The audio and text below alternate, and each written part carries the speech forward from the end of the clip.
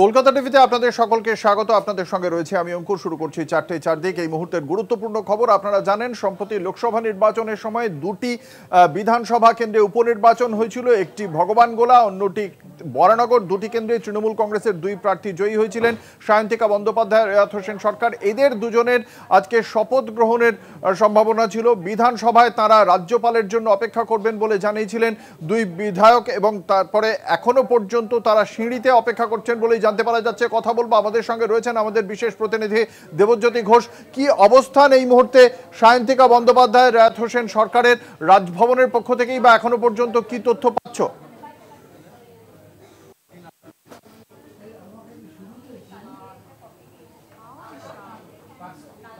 আপনাদের জানিয়ে রাখি, লোকসভা নির্বাচনের সঙ্গে এই দুটি আসনে পুনর্নির্বাচন হয়েছিল, উপনির্বাচন হয়েছিল। তাপস রায় তৃণমূল কংগ্রেস থেকে, যিনি বরানগর কেন্দ্রে বিধানসভা নির্বাচনে জয়ী হয়েছিলেন, তিনি লোকসভা নির্বাচনের প্রাক্কালে বিজেপিতে যোগ দেন এবং সেই কারণে ওই কেন্দ্রে উপনির্বাচন হয়। তৃণমূলের প্রার্থী ছিলেন সায়ন্তিকা বন্দ্যোপাধ্যায়। অন্যদিকে ইদ্রিস আলীর মৃত্যুর কারণে ভগবানগোলা কেন্দ্রে নির্বাচন হয়, সেখান থেকে জয়ী হন রেয়াত হোসেন সরকার।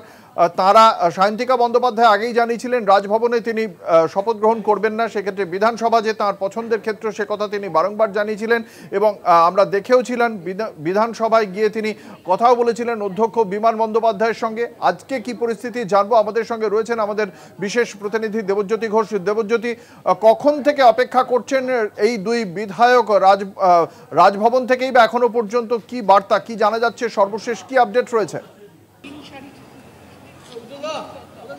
দেখো, দুই বিধায়ক 3 ঘন্টা ধরে তারা বিধানসভার যে লবি রয়েছে তার সামনে বসে অবস্থান করছেন। তারা বলছেন যে রাজ্যপালের জন্য তারা অপেক্ষা করছেন, কিন্তু রাজ্যপাল এই মুহূর্তে যা খবর রয়েছে তিনি দিল্লি পৌঁছে গেছেন। রাজ্যপালের জন্য দুই বিধায়ক অপেক্ষা করছেন যে শপথ গ্রহণ করাতে আসবেন, কিন্তু রাজ্যপাল এই মুহূর্তে দিল্লিতে। আমি এই মুহূর্তে কথা বলে নেব সায়ন্তিকা বন্দ্যোপাধ্যায়ের সঙ্গে। আপনারা যে অপেক্ষা করছেন রাজ্যপাল কিন্তু এই মুহূর্তে দিল্লিতে পৌঁছে গেলেন, আপনার একটু কারেক্ট করে দিই, আমরা 3 ঘন্টা না 4 ঘন্টা ধরে অপেক্ষা করছি। অ্যাকচুয়ালি আমাদের অপেক্ষাটা 5 তারিখ থেকেই শুরু হয়ে গেছে। এইটা যেদিনকে পেয়েছি তার পরের দিন থেকে, তো 1 মাস হতে চললো, রেজাল্ট বেরিয়েছে। বুঝতে পারছি না এখনো কত বছর চলবে অপেক্ষা। আমরা এটাই ভয় লাগছে যে যেন আগামী টার্মের শেষ হওয়ার আগামী 1.5 বছরটা না অপেক্ষা করতে হয়, কারণ সংবিধান মেনে যদি সব হতো তাহলে তো হয়তো আজকে এই অপেক্ষাটা করতে হতো না। এটাই দুর্ভাগ্য যে রাজ্যপাল এমন পদক্ষেপ করছেন বলে মনে হয়। এখনই আমি বলতে পারবো না। আমি আমার দলের সাথে আলোচনা করব, আমি অনারেবল স্পিকারের সাথে আলোচনা করব। আমার রাজ্যপাল কেন এমন করছেন বলে ওরা মনে করছেন? আমরা ঠিক করে দেখুন, আমরা পদক্ষেপ তো ফেলার জায়গাতেই নেই, আমরা তো আবেদনই করে যাচ্ছি, আমরা রিকোয়েস্ট করছি, এখনো বলছি দয়া করে আমাদেরকে শপথ বাক্যটা পাঠ করানো হোক। আপনারা কেউ একজন আসুন, আপনাদেরকে দায়িত্ব দিক মাননীয় রাজ্যপাল, আপনারা আমাদের এখানে দাঁড়িয়ে শপথ বাক্য পাঠ করে দিন, আমরা নিয়ে নেব। রাজ্যপাল কেন এরকম ভূমিকা নিচ্ছেন কি করে বলবো, সেটা তো উনি বলতে পারবেন যে কেন করছেন। মানে আমাদের কি দোষ? আমরা মানুষের ভোটে জিতে এসেছি দোষ, না যে সিম্বল থেকে দাঁড়িয়েছিলাম সেটা ওনার পছন্দ না? কি আমি বুঝতে পারছি না। এটা তো উনি আমাদের কনস্টিটিউশনাল হেড, উনি আমাদের অভিভাবকের মতো হওয়া উচিত, তাই না? আমরা কোথাও ভুল করলে উনি অবশ্যই আমাদের সেটা কারেক্ট করিয়ে দেবেন। ওনার চেয়ারকে আমরা সম্মান করি অবশ্যই, কিন্তু সবটা তো পুরোটা প্রথা মেনে হচ্ছে না বা নিয়ম মেনে হচ্ছে না, কারণ তাহলে তো ওনার অফিস আমাদের বিধানসভার অফিসে কোনো ইন্টিমেশন পাঠাতেন। কোথাও কাউকে তো জানানো হয়নি, আমাদের অনারেবল স্পিকারকে জানানো হয়নি, আমাদের জানানো হচ্ছে না যে কে আমাদের শপথ বাক্য পাঠ করবেন। উনি যদি পাঠ করতেন আমরা চলে যেতাম, আমি আর রিয়াদদা চলে যেতাম, ভগবানগোলার বিধায়ক, কিন্তু আমাদের বলা হচ্ছে না যে কে শপথ বাক্য পাঠ করবে। আমরা তো এটুকুই মানে আবেদন করছি যে আমাদের বলা হোক, আমরা চলে যেতাম আজকে। দেখুন, সময় তো সবার একদিন না একদিন শেষ হবেই, ঠিক আছে? না, আমি সেটা বলিনি, আপনার কথা আমার মুখে দেবেন না। আমি একেবারেই বলিনি, আপনার প্রশ্নের উত্তর আমি দিয়েছি। আপনি বললেন সময় তো আপনার শেষ হয়ে যায়, সবারই একদিন সময় শেষ হবে, তো দেখা যাক কবে আমাদের সময় শেষ হয়। দেখো, তৃণমূল কংগ্রেসের বেশ কয়েকজন বিধায়কও কিন্তু তাদের সঙ্গে উপস্থিত হয়েছেন। আমরা মদন দার সঙ্গে কথা বলবো। এটা তার ক্যারেক্টার, বেসিক ক্যারেক্টারে কিছু মানুষ থাকে, দ্য আনহ্যাপি সোল, অতৃপ্ত আত্মা।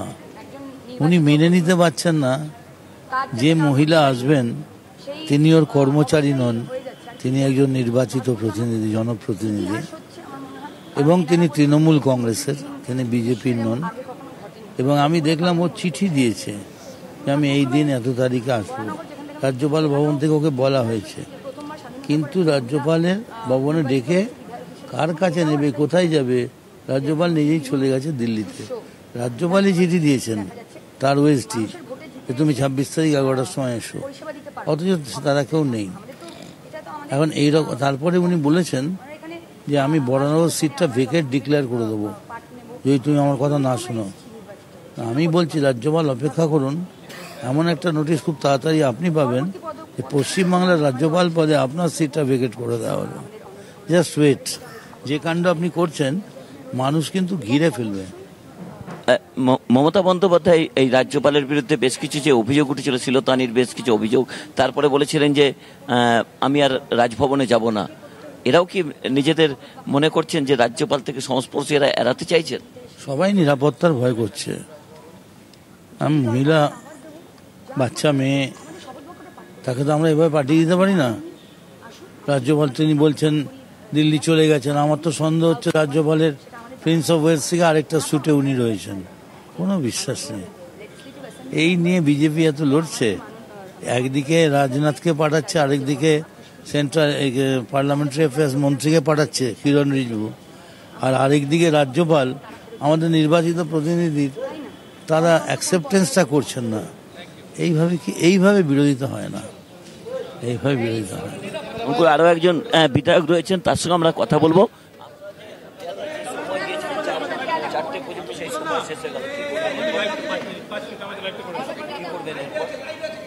দেখি দলের সঙ্গে কথা বলি, স্পিকারের সঙ্গে কথা বলি, আমাদের সমাধান তো হবেই, সমাধান হবে।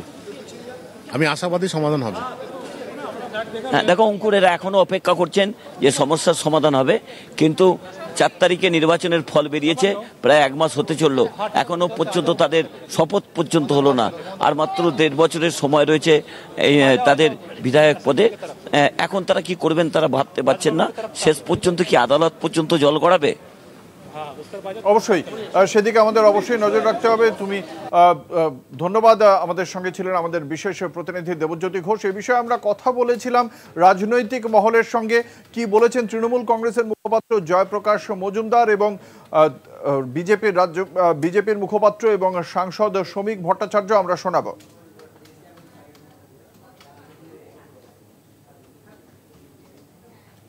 অসাংবিধানিক ভাবে রাজ্যপাল দাদাগিরি করতে চাইছে, নিজেকে কি ভাবছেন আমরা বুঝছি না। আজকের চোখের সামনে তো দেখলেন নবনির্বাচিত সাংসদ যারা, তারা কোথায় শপথ গ্রহণ করলেন? রাষ্ট্রপতি ভবনে না পার্লামেন্ট হাউসে? একবার চোখ খুলে দেখুন না। তাহলে এরা নির্বাচিত হয় কেউ বিধানসভার জন্য, কেউ লোকসভার জন্য। লোকসভার জন্য যারা নির্বাচিত হয়েছেন তারা গেছেন লোকসভাতে শপথ নিতে। বিধানসভার জন্য যারা নির্বাচিত হয়েছেন তাদের পরম্পরা অনুযায়ী, সংবিধান অনুযায়ী তারা শপথ নেবেন বিধানসভায়। এ কে এসছে বড়লাটের মতন ব্যবহার করছে যে আমার রাজভবনে আসতে হবে? কে এ সংবিধানের কিছু মানছে না?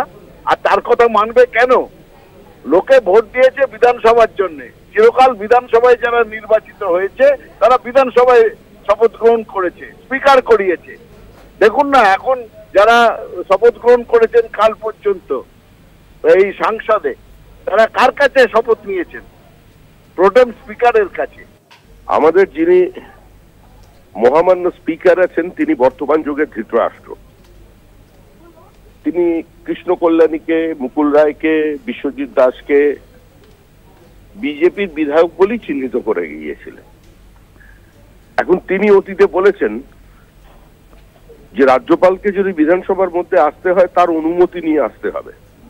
যিনি সাংবিধানিক প্রধান, যার নামে রাজ্য শাসন হয়, তাকেই যদি বিধানসভার মধ্যে ঢুকতে হয় মহামান্য স্পিকারের অনুমতি নিয়ে, তাহলে এটা কতটা সংবিধান সম্মত সেটা সংবিধান বিশেষজ্ঞদের বিবেচনা করার বিষয়।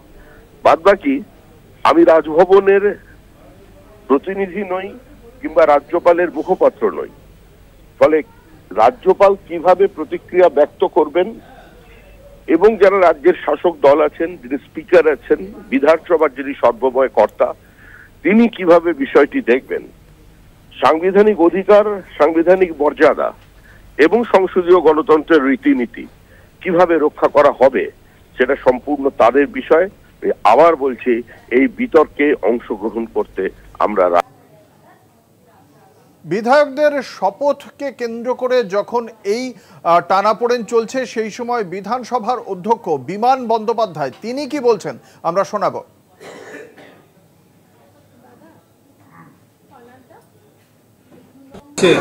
রাজভবনে আমাদের সাথে রাজভবনের কোনো যোগাযোগ হয়নি, রাজভবন আমাদের কিছু জানাননি।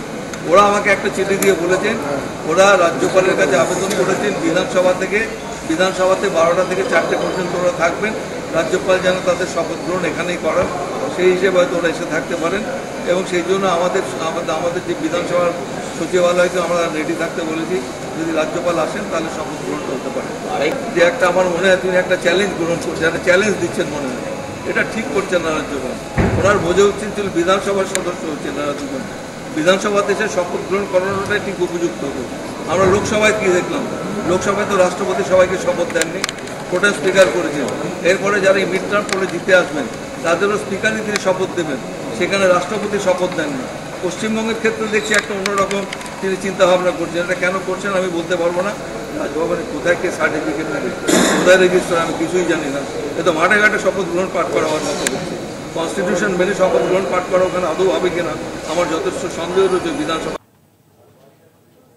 বিকাশ ভবনে সিবিআই আধিকারিক, বিকাশ ভবনের ওয়্যার হাউসে সিবিআই এর কয়েকজন আধিকারিক গিয়েছেন। কিসের জন্য এই তদন্ত, কি কারণে সিবিআই এর টিম বিকাশ ভবনের ওয়্যার হাউসে, বিশদে জানবো। আমাদের সঙ্গে রয়েছেন আমাদের প্রতিনিধি দেবপম সরকার। দেবপম, এখনো পর্যন্ত কি জানা যাচ্ছে, কি কারণে সিবিআই এর এই তদন্তকারী আধিকারিকরা বিকাশ ভবনে প্রবেশ করেছেন?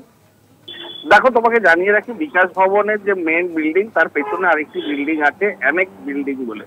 সেই অ্যানেক্স বিল্ডিং এর গ্রাউন্ড ফ্লোরে একটি ওয়্যার হাউস আছে, যেখানে সমস্ত নথি রাখা আছে। প্রাথমিক নিয়োগ দুর্নীতি মামলায় যে সমস্ত নথি কিছু দরকার ছিল তদন্তকারী অফিসারদের, সেই নথির খোঁজেই কিন্তু এই 4 জন অফিসাররা কিন্তু এসছেন। এবং সেখানেতে যেহেতু পুরোপুরি নথি ডাম্প করে রাখা আছে, সেখান থেকে কিছু নথি বাছাই করে তারা নেবেন তাদের তদন্তের স্বার্থে। সেই জন্যই কিন্তু তারা 4 জনের অফিসারের একটি টিম তারা এসছেন। যদিও এটা নতুন নয়, এটা প্রথমবার নয়, এর আগেও কিন্তু তারা এসছেন এবং এই নথি তারা দরকার, যে সমস্ত নথি তাদের দরকার সেই দরকার মতো নথি তারা দিয়ে গেছেন। এই মুহূর্তে কিছুক্ষণ আগেই প্রায় আধ ঘন্টা 40 মিনিট আগে 4 জন অফিসার আছেন সিবিআইয়ের আধিকারিকরা। তারা এই ওয়্যার হাউসে ঢুকে বেশ কিছু নথি তারা খতিয়ে দেখছে বা সেখান থেকে কিছু ইনফরমেশন তারা সংগ্রহ করছে এবং দরকার পড়লে কিছু নথি তারা নিয়ে তাদের তদন্তের স্বার্থে নিয়ে যেতে পারে, এমনটাই কিন্তু সূত্র মারফত জানা যাচ্ছে। ধন্যবাদ। আমাদের সঙ্গে ছিলেন আমাদের প্রতিনিধি দেবপম সরকার।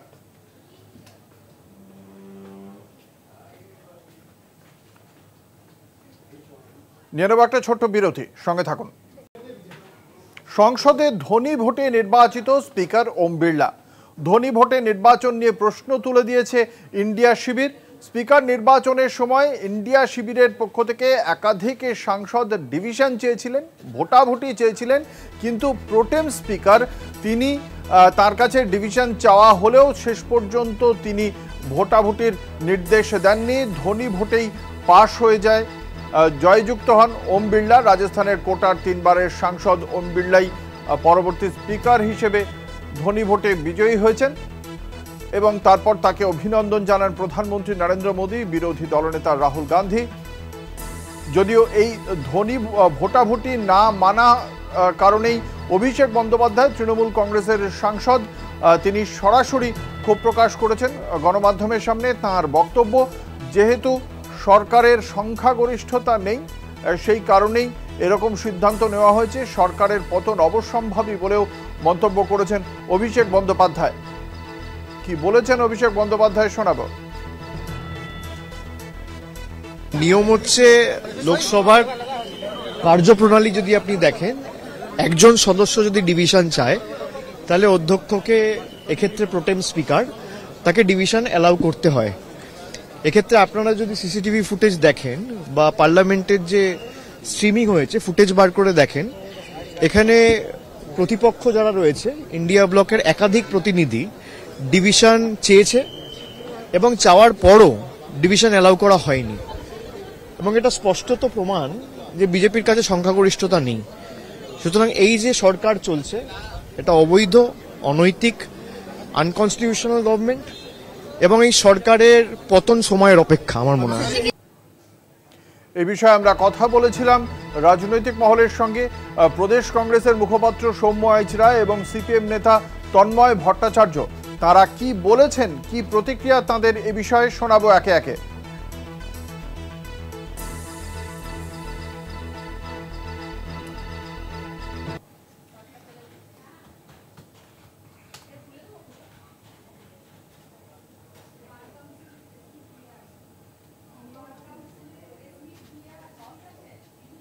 ভোটাভুটি হওয়াটাই সঙ্গত ছিল।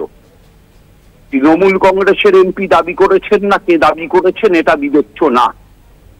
বিবেচ্য হচ্ছে যে একদিকে 293 আর একদিকে 240, এই ফিক্সেশনটা নির্দিষ্ট ছিল। ওই 293-এর 293 ওম বিড়লাকে ভোট দিতেন, বা এই 240-এর 240 সুরেশকে ভোট দিতেন, এটা নিশ্চিত করার গ্যারান্টি কেউ কাউকে দেয়নি। প্রোটেম স্পিকার এটা নিশ্চিত করতে পারেন না। সুতরাং যখন বিরোধী প্রতিদ্বন্দ্বী আছেন এবং যখন তারা ডিভিশন চেয়েছেন, তখন ভোটাভুটি হওয়াটাই গণতান্ত্রিক রীতি, সংবিধান, এবং বিজেপির সরকার নরেন্দ্র মোদী, অমিত শাহদের নেতৃত্বে সংবিধান মানেন না।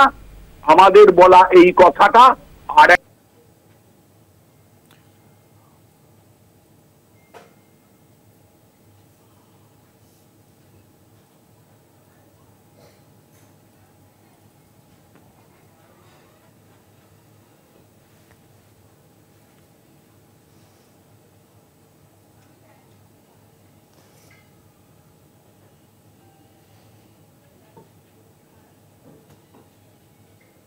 ইন্ডিয়া জোটের শরিকরা গণতান্ত্রিক অধিকার প্রয়োগ করেছেন, ধনী ভোট নেওয়া হয়েছে, তারপর ইন্ডিয়ার শরিকরা ডিভিশনের দাবি করতে পারতেন, কিন্তু তারা করেননি।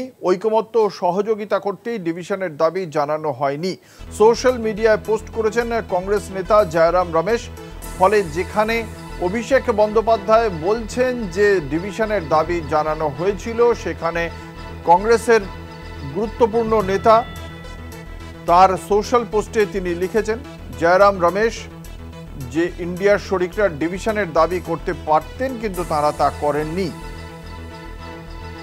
এমনটাই জানিয়েছেন জয়রাম রমেশ। ফলে কংগ্রেসের সঙ্গে তৃণমূল কংগ্রেসের কক্ষ সমন্বয়ে যে আলোচনা হয়েছিল, গতকালও আমরা দেখেছিলাম রাত 8টার সময় কংগ্রেস সভাপতি মল্লিকার্জুন খাড়গের বাসভবনে একটি বৈঠকও করেন।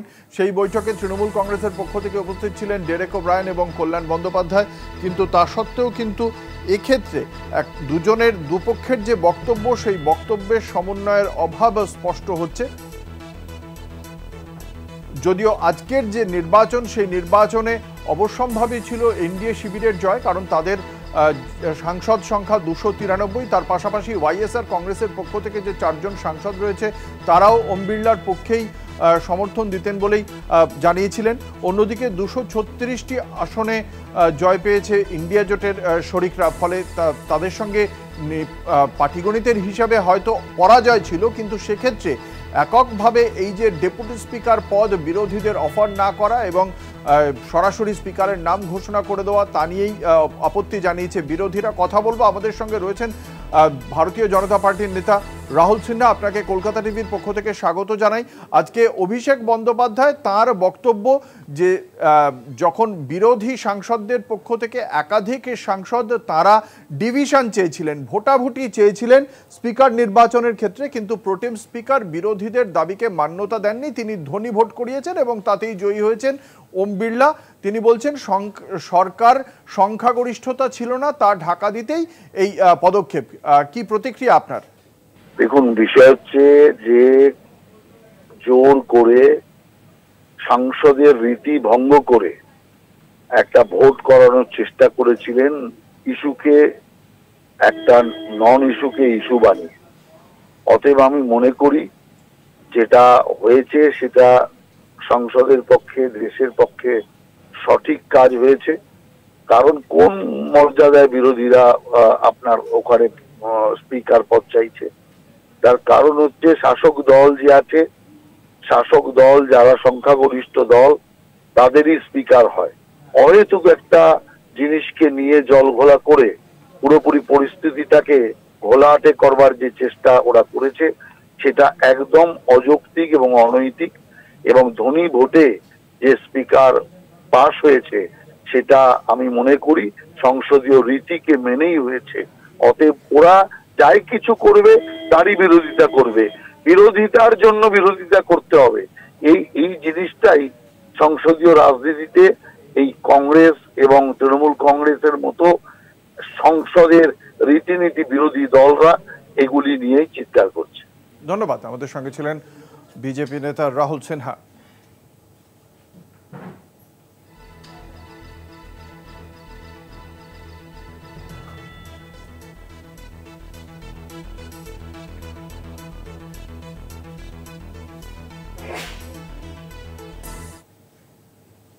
স্পিকার নির্বাচনের পর কংগ্রেসকে খোঁচান প্রধানমন্ত্রী নরেন্দ্র মোদীর। স্বাধীনতার ৭০ বছরে যে কাজ হয়নি আপনার নেতৃত্বে এই কক্ষ তা করে দেখিয়েছে। গণতন্ত্রের অনেক মাইলস্টোন পেরিয়েছে বলেই আজ দাবি করেছেন প্রধানমন্ত্রী নরেন্দ্র মোদী। স্বাধীনতার ৭০ বছরে যে কাজ হয়নি সেই কাজ করে দেখিয়েছেন এই কক্ষ এবং তার নেতৃত্ব দিয়েছেন ওম বিড়লা। আজ তার ভাষণে এমনভাবেই ওম বিড়লার প্রশংসা করেছেন প্রধানমন্ত্রী। 17वीं लोकसभा में नारी शक्ति वंदन अधिनियम 2023, जम्मू कश्मीर पुनर्गठन विधेयक, भारतीय न्याय संहिता, भारतीय साक्ष्य बिल, भारतीय नागरिक सुरक्षा संहिता, सामाजिक सुरक्षा संहिता, digital personal data protection bill, मुस्लिम महिला विवाह अधिकार संरक्षण विधेयक, transgender persons protection of rights bill, consumer protection bill, direct tax विवाद से विश्वास विधेयक, सामाजिक, आर्थिक और राष्ट्रीय महत्व के ऐसे कितने ही महत्वपूर्ण ऐतिहासिक कानून 17वीं लोकसभा में आपकी अध्यक्षता के अंदर इस सदन ने पारित किए हैं और देश के लिए एक मजबूत नींव बनाई है। जो कार्य आजादी के 70 साल में नहीं हुए, आपकी अध्यक्षता में इस सदन ने इसको करके दिखाया। নিয়ে নেব একটা ছোট্ট বিরতি, সঙ্গে থাকুন। ফিরে এলাম বিরতির পর। আপনারা দেখছেন 4টে 4 দিক, আপনাদের সঙ্গে রয়েছে আমি অঙ্কুর। স্পিকার পদে বসেই ওম বিড়লার মুখে ইমার্জেন্সি। জরুরি অবস্থার সময়ে তিনি বলেন যে অনেক অবৈধ গ্রেপ্তারি হয়, সেই সময়ে মানুষের ওপর অত্যাচার হয়, অনেক মানুষের মৃত্যু হয়। কংগ্রেসের স্বৈরতন্ত্রের জেরে বহু দেশপ্রেমীর মৃত্যু হয়েছে বলেও মন্তব্য করেন ওম বিড়লা। লোকসভা স্পিকার ওম বিড়লা এরপর 2 মিনিটের নীরবতা পালনের কথা বলেন, যার প্রতিবাদে লোকসভায় তুমুল হইচই হয় বিরোধীদের পক্ষ থেকে। ঠিক কি বলেছিলেন স্পিকার ওম বিড়লা আমরা শোনাবো। इमरजेंसी के दौरान गैर कानूनी गिरफ्तारियां, सरकारी प्रताड़ना के चलते अनगिनत लोगों को यातनाएं सहनी पड़ी थी। उनके परिवार उनको असमित कष्ट उठाना पड़ा था। इमरजेंसी ने भारत के कितने नागरिकों का जीवन तबाह कर दिया था, कितने लोगों की मृत्यु हो गई थी। इमरजेंसी के इस काले खंड में कांग्रेस की तानाशाह सरकार के हाथों अपनी जान गंवाने वाले भारत के ऐसे कर्तव्यनिष्ठ और देश में प्रेम करने वाले नागरिकों की स्मृति में हम सब 2 मिनट का मौन रखते हैं।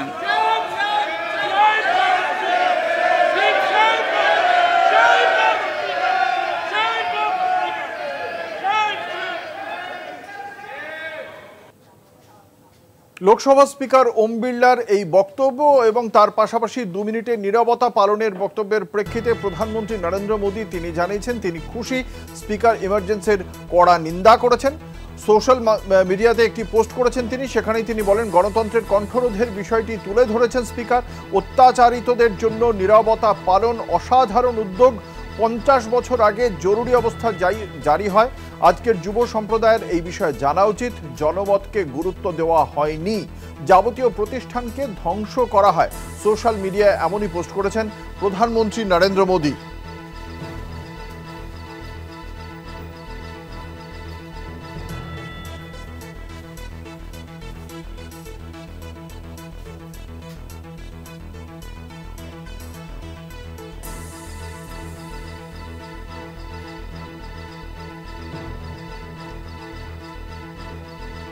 আমাদের সঙ্গে রয়েছেন আমাদের পলিটিক্যাল এডিটর আশিস চট্টোপাধ্যায়। আশিস দা, যেটা আপনার কাছে জানতে চাইবো, আমরা দেখেছিলাম নির্বাচনী প্রচারের সময় একের পর এক বিজেপি প্রার্থী তারা পরবর্তীকালে সাংসদ হয়েছেন, তারা বলেছিলেন যে 400 পার করলে আমরা সংবিধান বদলে দেব, এবং তারপরেই জিতে আসার পরে ইন্ডিয়া জোটের পক্ষ থেকে সংবিধান হাতে নিয়েই তারা প্রতিবাদ কর্মসূচি পালন করেন রাহুল গান্ধীরা।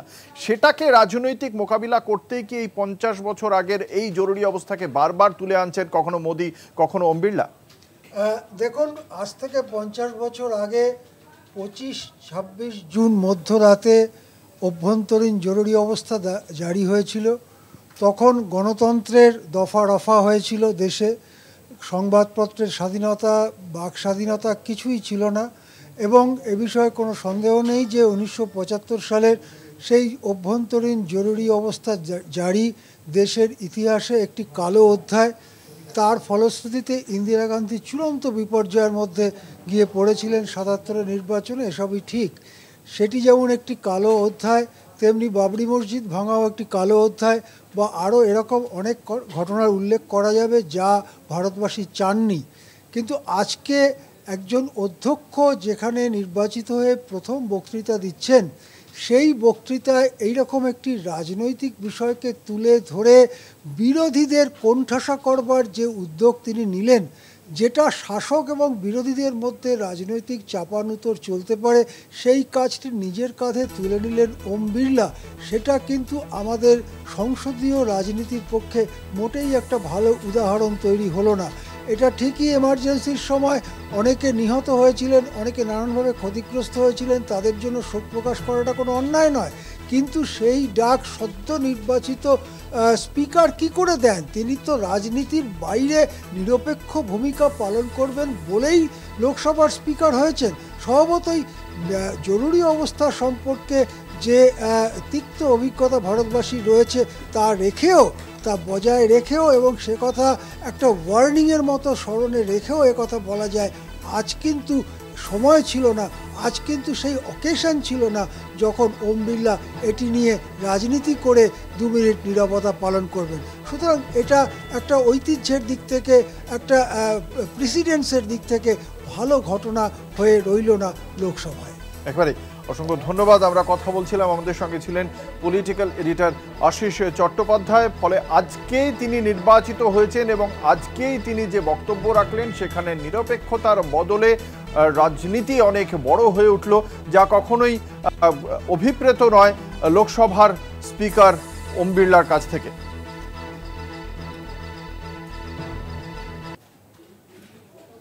আজ লোকসভা নবনির্বাচিত স্পিকার ওম বিড়লার কাছে আবেদন জানিয়েছেন বিরোধী দলনেতা রাহুল গান্ধী। তার বক্তব্য, সরকারের রাজনৈতিক ক্ষমতা আছে, কিন্তু বিরোধী পক্ষেরও দেশবাসীর কথা বলার অধিকার আছে। এবার বিরোধীরা দেশের শক্তিশালী কণ্ঠস্বর, বিরোধীদের যেন বলার সুযোগ দেওয়া হয়। কি বলেছেন রাহুল গান্ধী শোনাবো।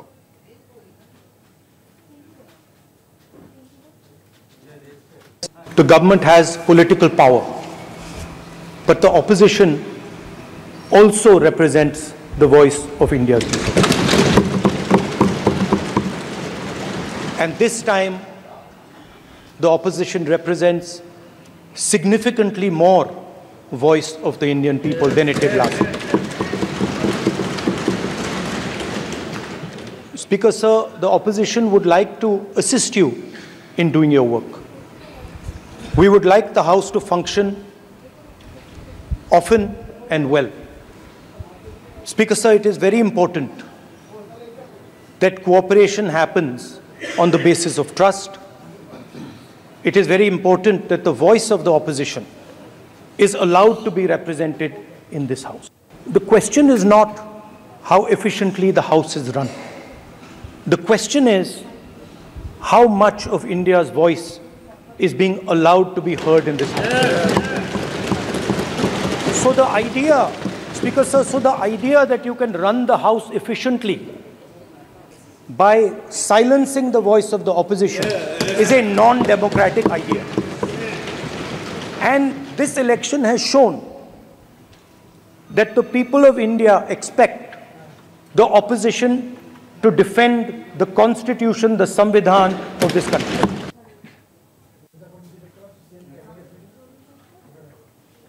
লোকসভার আগের অধিবেশনেই একদিনে সাসপেন্ড হন প্রায় 150 জন সাংসদ। এমন হওয়া উচিত হয়নি। আলোচনা ছাড়াই বিল পাস হয়েছে। স্পিকার নির্বাচনের পর সে কথাই মনে করিয়ে দিলেন তৃণমূল কংগ্রেসের সাংসদ Sudip Bandyopadhyay.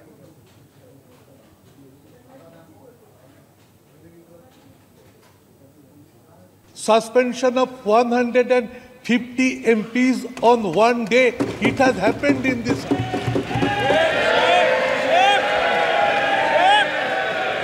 Sir, it is not desirable, sir. Honorable Prime Minister has mentioned about the introduction and passing of so many bills in the House. We appreciate. But it has happened also only by introducing the bills. It has been passed without any discussion. Opposition now is in a better strength in this House. So to neglect the opposition should not be the attitude of the Treasury bench. So I would request Honorable Prime Minister and the Treasury bench to come up, to cooperate, that the House runs smoothly and a country of 140 crores of people can actually get some guidance, some hopes that Parliament can contribute for the welfare of the country, for the benefit of the country, for the 140 crore people of this country. Lok Sabha নির্বাচনের পর এবার কার্যত রাজ্যের মন্ত্রিসভার প্রথম বৈঠকে আজ রাজ্যের মুখ্যমন্ত্রী মমতা বন্দ্যোপাধ্যায় ইতিমধ্যেই সেচ মন্ত্রী পার্থ ভৌমিক তিনি সাংসদ হিসেবে নির্বাচিত হয়েছেন, ফলে তাকে বাদ দিয়ে আজকে মন্ত্রিসভার এই বৈঠক। দীর্ঘদিন জন্য ভোটের কারণে বহু প্রকল্পের কাজ আটকে ছিল, সেক্ষেত্রে আজকে কি বার্তা দেন তা অত্যন্ত গুরুত্বপূর্ণ। এবং আমরা দেখেছি এর আগে পুরো বৈঠকেও মুখ্যমন্ত্রী মমতা বন্দ্যোপাধ্যায় খড়গহস্ত ছিলেন বেশ কয়েকজন মন্ত্রী আমলার ওপর। সেক্ষেত্রে আজকে কি বার্তা দেন মুখ্যমন্ত্রী তা অত্যন্ত গুরুত্বপূর্ণ। আমরা সেই বিষয়ে কথা বলবো। আমাদের সঙ্গে রয়েছেন, আপনাদের জানিয়ে রাখি, মমতা মন্ত্রিসভার আজকের যে বৈঠক, সেই বৈঠকে অনেকগুলি গুরুত্বপূর্ণ সিদ্ধান্ত হওয়ার আশা প্রকাশ করেছে নবান্নের অন্দরমহল। তার কারণ দীর্ঘদিন ধরে ভোটের কারণে আটকে ছিল বেশ কিছু উন্নয়নমূলক প্রকল্প। সেক্ষেত্রে আজকের এই মন্ত্রিসভার বৈঠক থেকে কি বার্তা দেন মুখ্যমন্ত্রী, সেদিক অনেক প্রত্যাশা নিয়ে অনেক তাকিয়ে রয়েছে বাংলার রাজনৈতিক মহল।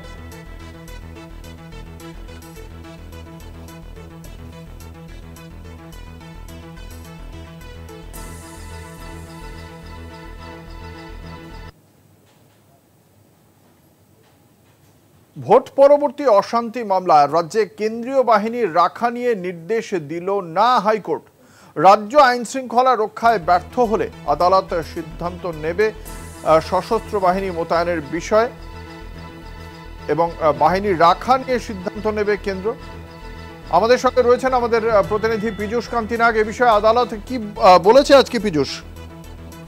দেখো, রাজ্যে ভোট পরবর্তী হিংসা সংক্রান্ত মামলায় আদালতের পর্যবেক্ষণ হচ্ছে যে রাজ্যে যদি আইন শৃঙ্খলার পরিস্থিতি অবনতি ঘটে বা সেই পরিস্থিতি সামলাতে যদি রাজ্য ব্যর্থ হয়, তখন সেক্ষেত্রে আদালত সশস্ত্র বাহিনী অর্থাৎ কেন্দ্রীয় বাহিনী মোতায়েনের জন্য চিন্তা ভাবনা করবে। তবে রাজ্যে যে ভোট পরবর্তী হিংসা সংক্রান্ত মামলা যে সমস্ত অভিযোগ পেয়েছে, সেই অভিযোগের প্রেক্ষিতে আইন শৃঙ্খলা পরিস্থিতি সামলাতে রাজ্যকে উপযুক্ত ব্যবস্থা গ্রহণ করতে হবে এবং এই ব্যবস্থা গ্রহণের পরই রাজ্য একটা আদালতকে রিপোর্ট দেবে এবং সেই রিপোর্ট দেখেই আদালত তার পরবর্তী সিদ্ধান্ত গ্রহণ করবে। এখন রাজ্যে যে কেন্দ্রীয় বাহিনী আছে সেই কেন্দ্রীয় বাহিনী আর কোনো রাখার প্রয়োজন আছে বলে রাজ্য মনে করে না। রাজ্যের আইনজীবী অ্যাডভোকেট জেনারেল কিশোর দত্ত বলেন, এই কেন্দ্রীয় বাহিনী রাখতে গেলে যে খরচ আছে তা রাজ্যের কোষাগার থেকে ব্যয় করতে হয়, ফলে সেক্ষেত্রে রাজ্যের আইন শৃঙ্খলা এমন কোনো পরিস্থিতি আসেনি যাতে কেন্দ্রীয় বাহিনী এখনো পর্যন্ত যে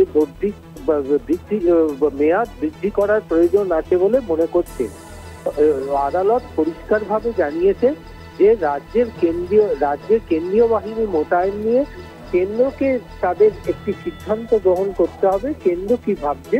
পাশাপাশি রাজ্য সরকারকেও আইন শৃঙ্খলা পরিস্থিতি নিয়ে একটি রিপোর্ট কলকাতা হাইকোর্টে জমা করতে হবে, তারপরেই আদালত পরবর্তী সিদ্ধান্ত গ্রহণ করবে। তবে এ প্রসঙ্গে বলে রাখা ভালো যে রাজ্যের কেন্দ্রীয় বাহিনী এমত অবস্থায় রাখবে কি লাগবে না সে বিষয়ে কিন্তু সম্পূর্ণ সিদ্ধান্ত গ্রহণ করবে রাজ্য সরকার।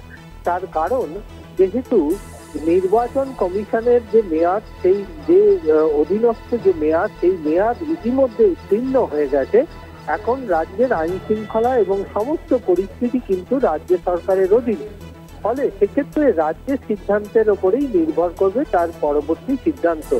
ফলে সেই সিদ্ধান্ত রিপোর্ট পাওয়ার পর এবং কেন্দ্রের মতামত পাওয়ার পরই আদালত তার পরবর্তী সিদ্ধান্ত গ্রহণ করবে। অঙ্কুর, ধন্যবাদ। আমাদের সঙ্গে ছিলেন আমাদের প্রতিনিধি পীযূষ কান্তি নাগ।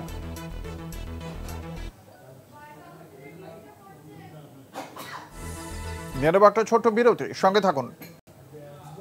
মুখ্যমন্ত্রীর নির্দেশে হাওড়ায় তৎপর পুলিশ প্রশাসন, জবরদখল রুখতে এক গুচ্ছ পদক্ষেপ। অবৈধ পার্কিং এর বিরুদ্ধে 283টি মামলা দায়ের। বেআইনি পার্কিং থেকে টোটো দৌরাত্ম্য, বেআইনি বিল্ডিং ও হকার উচ্ছেদ সহ একাধিক নাগরিক পরিষেবা নিয়ে বিশেষ বৈঠক। বৃহস্পতিবার বিশেষ জরুরি বৈঠক হাওড়া প্রশাসনের। শালিমার স্টেশনে সম্প্রতি একটা মারামারি হয় বলে আমার নলেজে আসে। পার্কিং এর নামে অনেক জায়গায় ইল্লিগাল গাড়ি দাঁড় করিয়ে রাখে, তোলাবাজি করে। গভর্নমেন্ট কেন বদনাম নেবে? গভর্নমেন্ট কি এর থেকে এক পয়সাও পায় না পার্টি পায়? যে ইন্ডিভিজুয়াল পায় তার পকেটে যায়। আমি কোনো ইন্ডিভিজুয়ালকে পোষবার জন্য এখানে আসিনি, আমি মানুষকে দেখবার জন্য এসেছি। পরিষ্কার বলে দিচ্ছি, এরকম বলে পুলিশ সঙ্গে সঙ্গে অ্যাকশন নেবে। পুলিশ যদি এফেক্টিভ হয় অনেক কিছু সলভ হয়ে যায়, কিন্তু পুলিশ যদি উইক হয়ে যায় সেখানে কিন্তু এরা অ্যাডভান্টেজ পায়। ডোন্ট টেক কেয়ার কোন পার্টির কে এমএলএ কার কোন মিনিস্টার বলছে শুনবে না, নিজের কাজটা দায়িত্বশীলতার সাথে পালন করবে, এটা আমি আজকে পরিষ্কার বলছি। মুখ্যমন্ত্রী মমতা বন্দ্যোপাধ্যায়ের কড়া বার্তার পরই বেআইনি পার্কিং রুখতে শুরু পুলিশি তৎপরতা।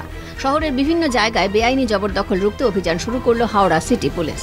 GT road, Andul road, Shalimar, Kadamtala সহ বিভিন্ন গুরুত্বপূর্ণ মোড়ে প্রচার চালালেন পুলিশ কর্মী ও আধিকারিকরা। কোনোভাবেই যেন রাস্তা বা সরকারি জায়গা দখল না করা হয় সে বিষয়ে সচেতনতার বার্তাও দেওয়া হলো। হাওড়া ময়দান চত্বর, বঙ্গবাসী মোড়, ফাঁসিতলা মোড়ের কাছেও মাইকিং করে প্রচার চালালো পুলিশ। গোলাবাড়ি ট্রাফিক গার্ডের পক্ষ থেকেও শালকিয়ার বিভিন্ন জায়গায় বেআইনি জবরদখল আটকাতে প্রচার চালালো পুলিশ প্রশাসন। শহরের প্রধান রাস্তায় অবৈধ পার্কিংয়ের বিরুদ্ধে 283টি মামলা রুজু করেছে পুলিশ। ফুটপাথের রাস্তা হকাররা যাতে দখল না করে রাখে তাও সুনিশ্চিত করতে পরিদর্শন শুরু করেছেন পুলিশ কর্তারা। আমাদের কন্টিনিউয়াস প্রসেস আছে, আগেও চলতো, এখনও চলছে, এটা কন্টিনিউয়াস চলতে থাকে। মানে আমাদের তরফ থেকে যা যা লিগাল অ্যাকশন নেওয়ার সেগুলো সবটাই কিন্তু নেওয়া হচ্ছে। পুলিশ প্রশাসনের সঙ্গে কথা হয়েছে, কারণ এটা অস্বীকার করার উপায় নেই। কিছু জায়গায় নিঃসন্দেহে কিছু দখলদারি হয়েছে। এখন সেগুলো কি হয়েছে বারবার বলছি, এটা কিন্তু এখন নতুন নয়, এটা কিন্তু একদম সেই বামফ্রন্ট জামানা থেকেই এইগুলো চলছে।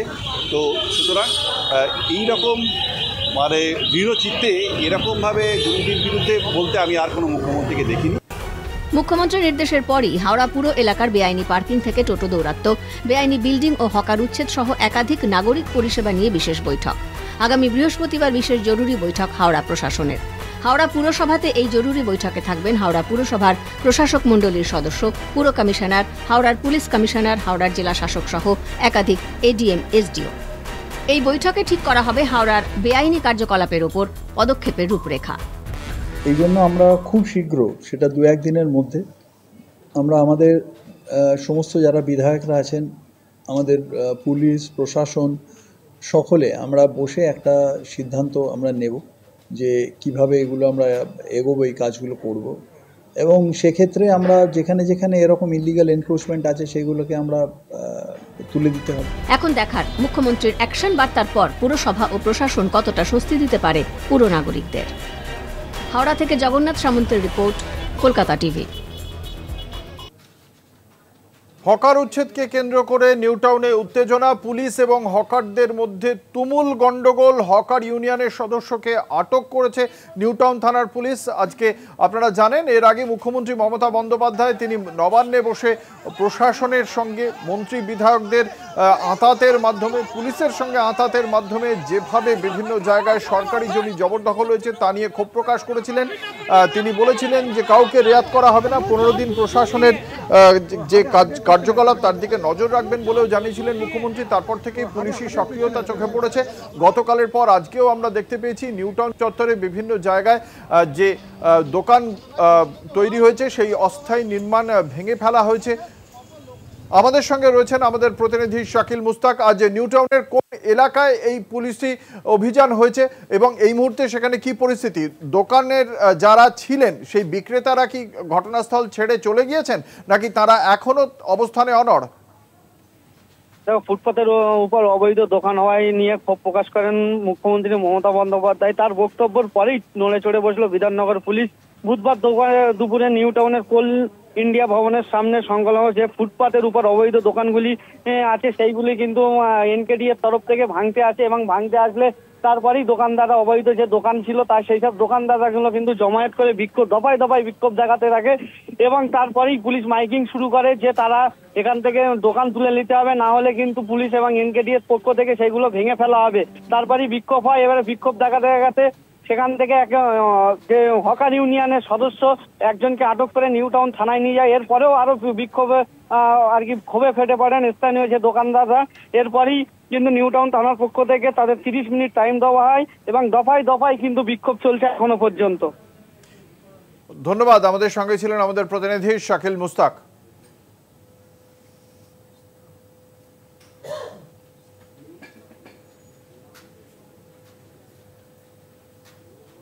শহর কলকাতার মতো একই চিত্র দেখতে পাওয়া গেল দক্ষিণবঙ্গের অন্য জেলাতেও। বীরভূমের সিউড়ি পুরসভাও যথেষ্ট তৎপর এবং আজকে সিউড়ি পুরসভাতেও একই রকমভাবে বিভিন্ন অস্থায়ী নির্মাণ ভেঙে ফেলা হয়েছে।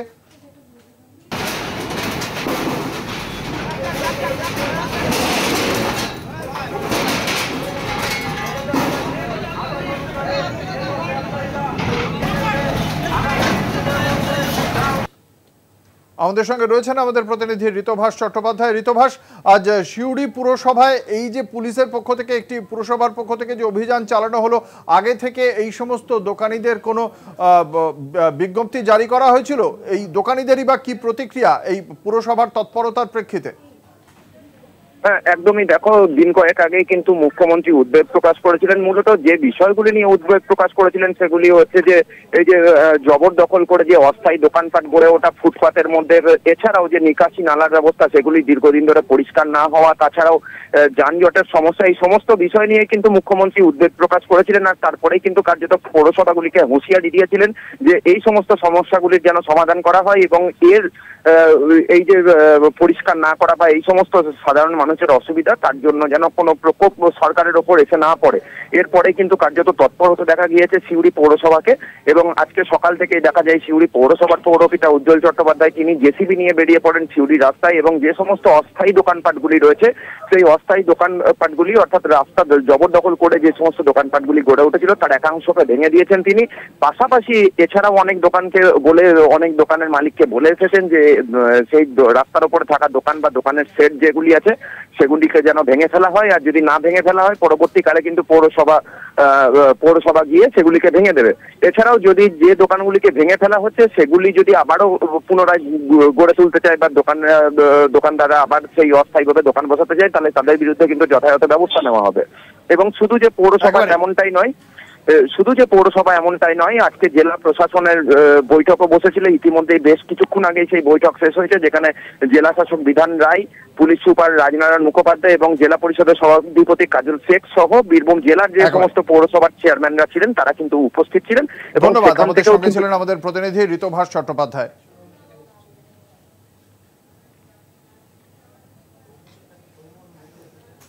ফের ব্যারাকপুরের এক ব্যবসায়ীকে হুমকি ফোন, তোলা চেয়ে হুমকি ফোন এবং মেসেজ করা হয়েছে।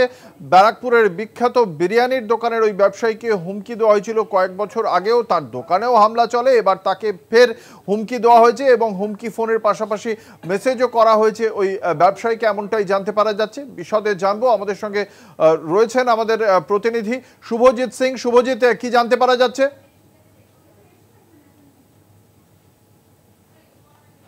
এই বিরিয়ানির দোকানের যে ব্যবসায়ী অনির্বাণ দাস, তার ফোনে একটি হুমকি মেসেজ আসছিল এবং তাতে পরিষ্কার ভাবে লেখা ছিল যে 20 লক্ষ টাকা তোলা দিতে হবে সেই ব্যক্তিকে। সেই অজ্ঞাত পরিচয় ব্যক্তি বারবার করে মেসেজ আসতে পারে, কিন্তু তিনি সম্পূর্ণটাই ভীত হয়ে পড়েন এবং ব্যারাকপুর পুলিশ কমিশনারের যিনি নগরপাল অলোক রাজোরিয়া, তিনি তার দ্বারস্থ হন এবং তিনি সম্পূর্ণ ঘটনা জানান। গতকালে যদি তোমাকে আমি ঘটনাটা বলি, গতকাল রাত্রিবেলা তিনি যখন মধ্যমগ্রামের দোকান থেকে বাড়ির দিকে ফিরছিলেন, সোদপুর মুড়াগাছা মোড় থেকে তার গাড়ি লক্ষ্য করে দুটি বাইক আসে। দুটি বাইকে ছিল 4 জন যুবক এবং সেই বাইক দুটোতে নাম্বার প্লেট ছাড়া ছিল এবং দুটো বাইক সোদপুর মুড়াগাছা মোড় থেকে এবং অনির্বাণ দাসের যে ব্যারাকপুরের বাড়ি ততদূর পর্যন্ত তারা লক্ষ্য করতে করতে আসে। বাড়ির কাছে আসলেই দুখানা বাইক কিন্তু জাদুর মতো ভ্যানিশ হয়েছে, তাদেরকে আর দেখতে পাওয়া তরফে তাদের এই সম্পূর্ণ লিখিত জানানোর পরেই গোটা চত্বরে যে সিসিটিভি ক্যামেরা লাগানো ছিল সেই সম্পূর্ণ সিসিটিভি ক্যামেরা পুলিশ খতিয়ে দেখছেন। শুধু এই ঘটনা আজকে নয়, এর আগেও তোমাকে যেটা বলে রাখি, যে আগেও এর দোকানে গুলি চলার ঘটনা ঘটেছিল। সেই একই ঘটনা, সেই তোলাবাজির ঘটনাতে কিন্তু তার উপর গুলি চলেছিল। বারবার হামলা হওয়াতে কিন্তু ভীত রয়েছে সেই ব্যবসায়ী। ধন্যবাদ। আমাদের সঙ্গে ছিলেন আমাদের প্রতিনিধি শুভজিৎ সিং। ওই ব্যবসায়ী কি বলেছেন আমরা শোনাবো।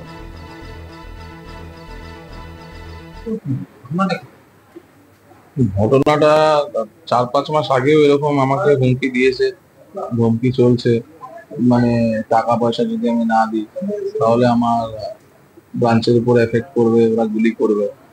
তো এটা 3-4 মাস আগে এরকম ঘটেছিল। আমি প্রশাসনকে জানিয়েছি, সেই 4-5 রকমের নাম্বার দিয়ে তারা ফোন করছে, ইন্টারনেট কলিং করছে, বিভিন্ন নাম্বার থেকে ফোন করছে আর বিভিন্ন জায়গা থেকে ফোন করছে। প্রশাসনের কাছে পাঠিয়েছি, প্রশাসন আশ্বাস দিয়েছে যে এদের ব্যবস্থা নেবে। তো আমাদের একটা নিজস্ব মানে মানসিক সমস্যা হয়ে যাচ্ছে যে আমরা কিভাবে ব্যবসাটা করবো। আমরা ব্যবসাতে কোনো নিরাপত্তা পাচ্ছি না, ব্যবসা করবো যে সে সাহসটা পাচ্ছি না, যে বাড়ি থেকে বেরোবো সেই সাহসটা পাচ্ছি না। টাকা ডিমান্ড করেছে। আর এটা 4 মাস আগে। এখন এ পর্যন্ত দেখতে থাকুন কলকাতা টিভি, রাত দিন 7 দিন।